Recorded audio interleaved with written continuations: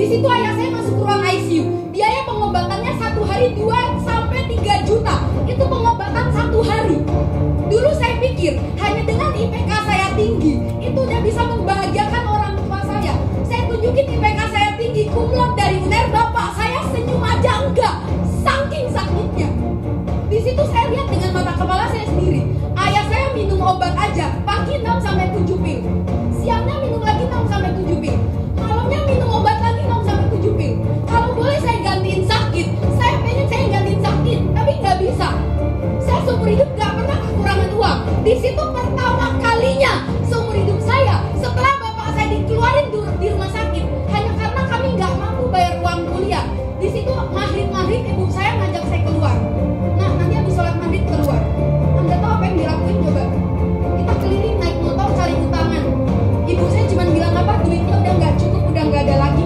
Ini kan kita cari utangan biar kamu bisa lanjut kuliah. Di situ saya ketawa teman-teman.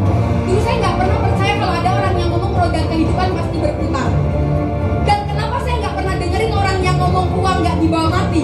Betul, uang nggak dibawa mati. Tapi kalau Anda pernah ada di posisi saya, Anda pernah ngelihat orang tua Anda, orang terdekat Anda butuh uang, kalian nggak bisa bantu, rasanya mau mati teman-teman. Uang nggak dibawa mati, betul. Uang bukan segalanya, betul. Tapi bagi saya ya, orang yang cocok ngomong uang bukan segalanya adalah mereka yang sudah berkelimpahan harta. Orang yang uangnya udah banyak, itu baru cocok ngomong uang bukan segalanya. Tapi kalau bagi kita, bagi kawan-kawan yang nasibnya mungkin sama kayak saya dulu, yang masih kekurangan, uang masih segalanya kawan-kawan. Cuman karena uang bapak saya dikeluarin dari rumah sakit, uang masih segalanya. Cuman karena uang bapak saya nggak bisa dapat pengobatan. Cuman karena uang saya hampir putus kuliah. Dan saya benci keadaan miskin. Makanya saya mau usaha. Ketika ketemu bisnis ini, saya lihat ada di situ jawaban, ada harapan buat hidup lebih baik. Ada modal nggak ada. Awalnya di situ saya ngomong ke ibu saya, Bu, ini Buri ada Bu bisnis bagus Bu, tawarin teman-teman. Ibu saya marah-marah. Kamu nggak usah aneh-aneh. Nanti kalau ada apa-apa ibu juga yang susah. Saya sakit hati banget sebenarnya.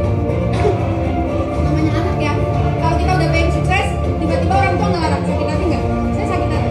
Tapi saya pikir-pikir wajar. Mungkin ibu khawatir, mungkin ibu takutnya ada apa-apa, mungkin ibu. Saya pikir-pikir lagi kalau saya jadi orang tua, pasti saya juga nggak ngebolehin sih kalau tiba-tiba anak saya pulang minta uang 10 juta. Banyak banget teman saya yang bilang juga, Rur, tapi kan ridho Allah ridho orang tua, Rur. Saya paham teman-teman. Saya juga belajar ridho orang tua, saya tahu. Tapi yang paling bikin saya sakit hati waktu itu adalah apa? Waktu saya ketemu bisnis ini, saya join, saya cerita sama teman saya satu geng di kampus. Teman saya satu geng di kampus, dia bilang apa? Rur, kamu bisnis diem-diem dari orang tua kamu join. Kamu nggak kepikiran, kamu nggak takut bisnis kamu nggak berkah. Itu kata teman saya. Jujur kawan-kawan ya, karena diomongin kayak gitu, sementara saya tahu niat saya bagus, saya cuma bilang ke teman saya, apa, friend, kamu nggak usah ngomong bisnisku berkah apa enggak. Sementara kamu kuliah, kamu titip absen, aku yang titip absen nih. Kamu titip absen, cuman buat pacaran, padahal ibu kamu nggak ngebolehin kamu pacaran, kamu titip absen, kamu contekan, itu aja kamu berani. Kamu nggak kepikiran kuliah kamu berkah nggak? Teman-teman, kita yang masih muda, yang negatif otak kita cerdas.